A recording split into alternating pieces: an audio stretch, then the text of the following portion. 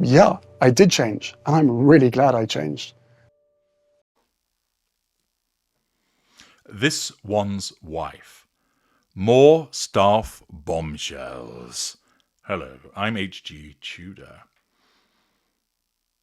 There have been the revelations that have come from the Hollywood Reporter and the Daily Beast, despite the attempt to fight back through Us Weekly. The staff disclosures keep on coming for this one's wife. Have the floodgates opened? Is this what might prove to cause a complete shift in the public perception of this one's wife?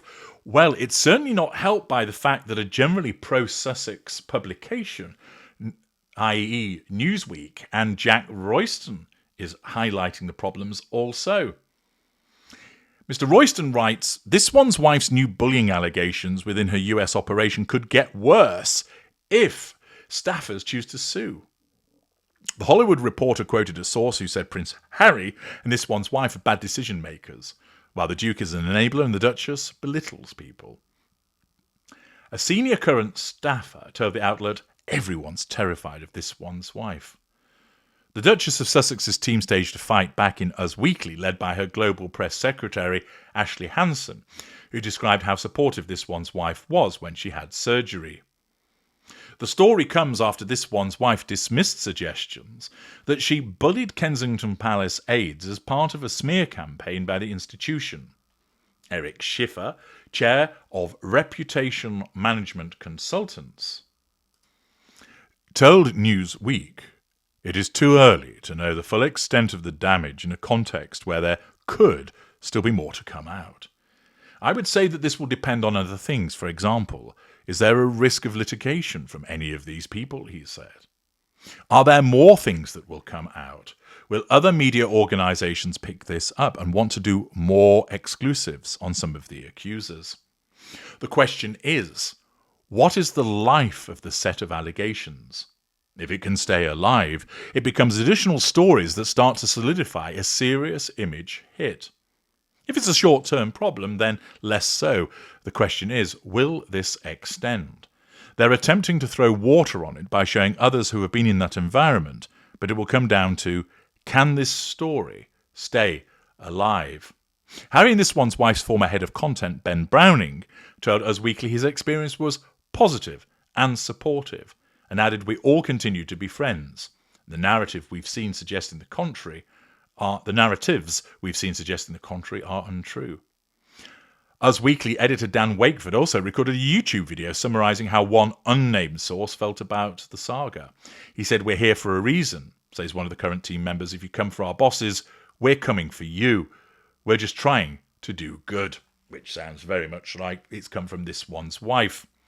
We're coming for you may sound like an unusual way to counter bullying allegations, writes Mr. Royston, but it could perhaps hint at fears that there may be more to come. One intriguing dimension of the Hollywood Reporter's coverage is that its editor, Mayor Roshan, said its journalists had spoken to 12 sources, but the article appears to primarily quote one. Our reporter spoke to, I think, a dozen people. Most of them are people who work very closely with the couple in various capacities now and previously, he told Access Hollywood. Our reporter talked to a very high-up source who works for the couple and said everyone is terrified of this one's wife. On the one hand, this could suggest that one staff member was either more critical or better placed than others. On the other hand, the magazine could have gathered more material that has not yet been published. Pausing there, this of course is a typical response of newspapers, that what they often do is they will release some material which prompts the subject to try and counter it, causing them then to suggest that nobody else has said this, that there's nothing further to come out, or to adopt a particular line for then the organisation, the newspaper, the media outlet to produce more allegations with evidence which counters just what the subject has said, making them look all the more foolish. It's a typical behaviour in cross-examination that you would draw the witness or the accused to say something and then present them with more evidence that just contradicts what they've just said. We saw Ellen DeGeneres get eviscerated because new allegations continued to drop, Schiffer said, and I suspect that you'll see other stories about this one's wife that go deeper but perhaps not as intense as Ellen yet. But with this one's wife, depending upon the specifics, it will cost her with brands. Well, those are the problems. This will eclipse almost anything Schiffer said. It goes to trust now. This is someone who had these allegations, denied them initially, has worked hard to rebuild trust, and now we're hearing from a respected news organisation a pattern of behaviour with employees that's been hidden under a rock, and that's revealing this ugliness that will haunt her. And it's reputational insanity. When she already had a problem in the past, for her want to be seen as a repugnant manager who's orchestrating this kind of reckless environment where she's a Godzilla to employees, it's the last thing she wants as part of her brand. She's really going to need to look at, to the extent this is true, how she's coming across and ensuring she gets it right. Thus, these are the observations of a reputation management consultant identifying that this is particularly problematic for this one's wife and poses the question, is there more to come? And what's the life story of these allegations? What's the lifespan, rather, of these allegations? Well, I can provide to you further exclusive evidence of more testimony from the staff member as they continue to drop those bombshells. Listen to this. My name is Mike Oxbig, and this is my testimony having worked for Meghan Markle. I was hired to work for Archwell as senior advisor to Meghan. My role was to suggest to her initiatives and events that would, in the words of her email, allow me to turn up and do good, without putting too much effort in and having minimal face time with the pause. I remember at the time seeing her email signature and thinking it was a little strange as it read, "Your workday might not be my workday, and that is okay because I am better than you, but know this, you had better work, as you have my bills to pay." I thought it was just a quirky sense of humour. It turned out that I was wrong. It was on my first day at the office that I witnessed the first strange behaviour. It was just after midday when another staffer burst into the office suite. I do not know who it was, but they were wrapped in a shower curtain and Meghan Markle was running after her with a kitchen knife, stabbing the air, whilst another staffer followed, playing one note over and over on a violin. I was stunned. Nobody else, though, seemed particularly perturbed. The following day, again, just after midday, the doors burst open, and Meghan Markle was pursuing another staffer. This time, she was wielding a captive bolt stunner, and she had this really weird and quite frankly horrible hairstyle. She kept flipping a coin as she steadily walked after the retreating staffer. Again, nobody really reacted. By the third day, I was beginning to wonder what freak show I had joined, when once again, just after midday, Meghan Markle crashed through the office suite doors. This time she was naked, apart from a pair of sneakers, and she was wielding a chainsaw, which was making a terrible noise. "Where is the bitch?" she yelled as she looked around, her eyes wild and staring. She made a howling noise, and lurched off towards the far end of the suite. I had had enough, and turned to a colleague. "What the heck is going on with these weird appearances every day just after midday?" I asked. "Oh, they are just her psycho moments," answered my colleague, calmly, as if she was telling me the time. I picked up my things and left. What a nut job. Well, those truth bombs continue to fall, and Mike Oxbig providing further revelations about the behaviour of this one's wife. But it doesn't end there. Here's another truth bomb falling from the skies. My name is Ophelia Balls, and this is my testimony from having worked for Meghan Markle. I am a professionally trained chef. I have been a sous chef working under Gordon Ramsay, Rick Stein, Jamie Oliver, and Colonel Sanders.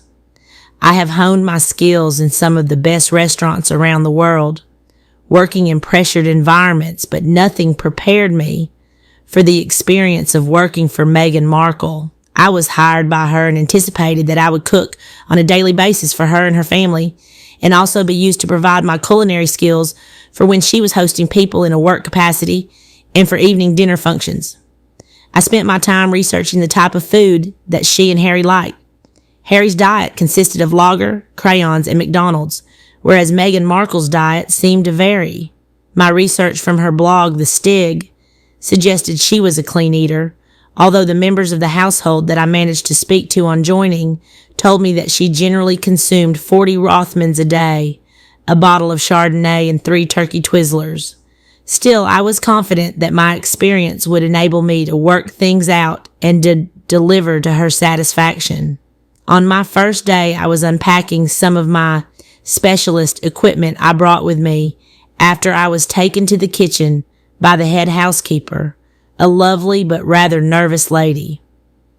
"The Duchess will grant you an audience shortly. Best of luck," she whispered before looking around nervously and retreating. A few moments later, I nearly jumped out of my skin as a fanfare played, and then in swept Meghan Markle, 2 little people dressed in purple and gold uniforms with MM emblazoned on their chests and backs, sprinkled rose petals in front of her as she sashayed in and looked me up and down, glanced at my equipment, and then said, "Jam." I frowned. "Sorry?" I asked, confused. "You will not need that stuff," she commented, waving an arm at the array of equipment I had placed on the kitchen island. "You are here to make jam. From 7 a.m. until 7 p.m., you will make jam, strawberry, raspberry, blackberry, gooseberry, apricot, damson, blackcurrant, bubblegum, snozberry, glowberry, maryberry, veryberry, maryberry, berryberry, berryberry chicken. Do you understand?" she said and stared at me, her shark-like eyes boring into the depths of my soul.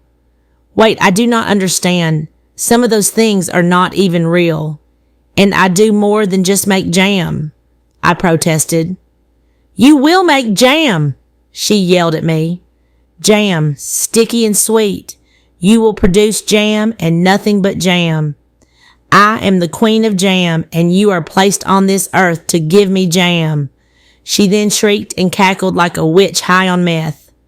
I realized that she was utterly batshit crazy. I nodded my agreement and she smiled, like something that had just caught some prey. She turned on her heel and waltzed out.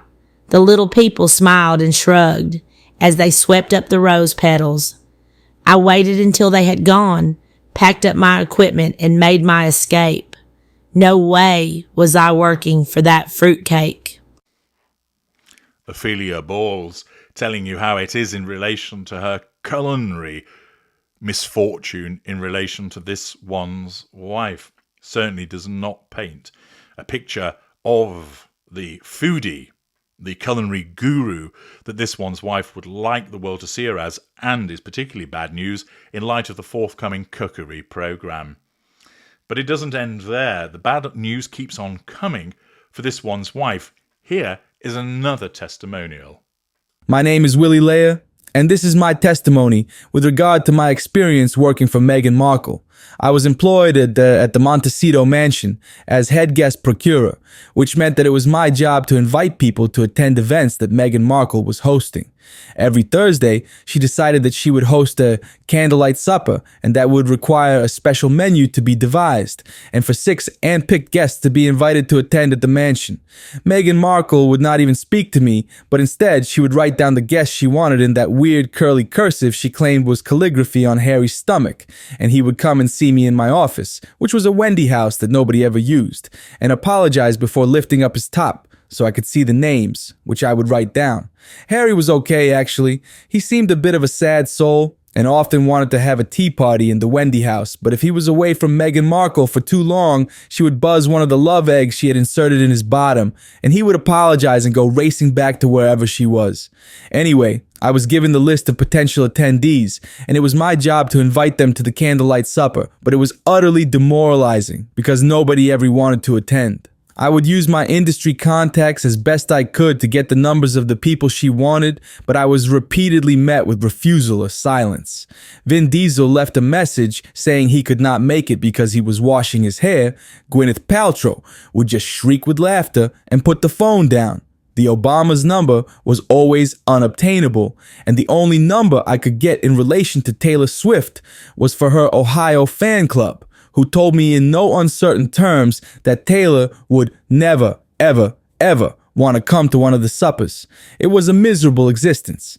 Despite my best endeavors, I was met with silence, insults, or ridicule, and of course, I then had the unenviable task of telling Meghan Markle that people were not available.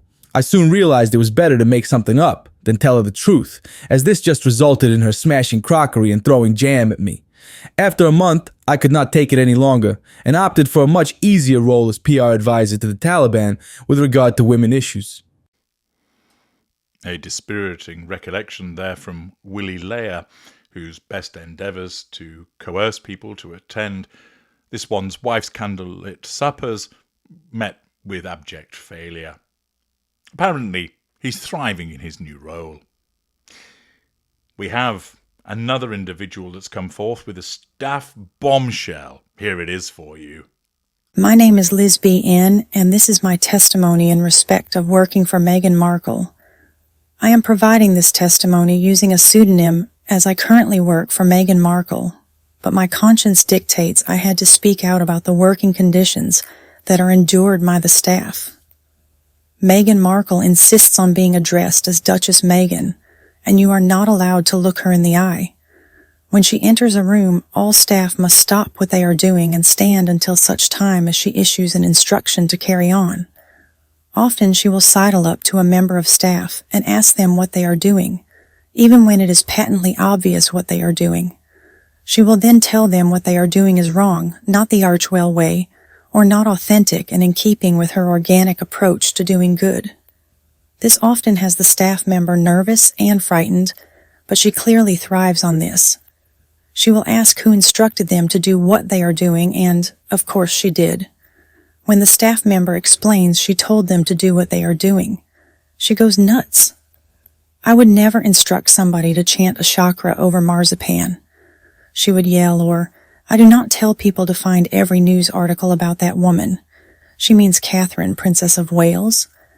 And draw a mustache on all her pictures. How dare you? Or, I do not tell my staff to send emails in my name to the editors of news outlets telling them which parking lot I will be in. This just leaves the staff confused, and they do not know what to say to her, which only makes matters worse. Imagine you have someone who gives you crazy instructions to begin with, and then they cross-examine you whilst breathing stale cigarettes and alcohol all over you whilst contradicting themselves. It is little wonder that so many staff leave. Why have I not left? I have a retainer from Buckingham Palace where I am paid a handsome sum for my covert recordings of her nutjob behavior. Every Friday I make a 15-minute compilation of The Worst of Meghan, which is then sent to the palace where King Charles hosts a get-together for the family, and they laugh their crown jewels off watching Meghan Markle losing her shit in California. This is my retirement package, so I am not going anywhere just yet. And another revelation, this time from somebody who still works there, from Liz BN. More staff bombshells. More bad news for this one's wife. Undoubtedly, there can be only more that is going to come out from disgruntled members of staff, both past and current. And naturally, your glorious narrator will be available to bring you the detail of that as soon as it plops on my desk. I'm H.G. Tudor. Thank you for listening.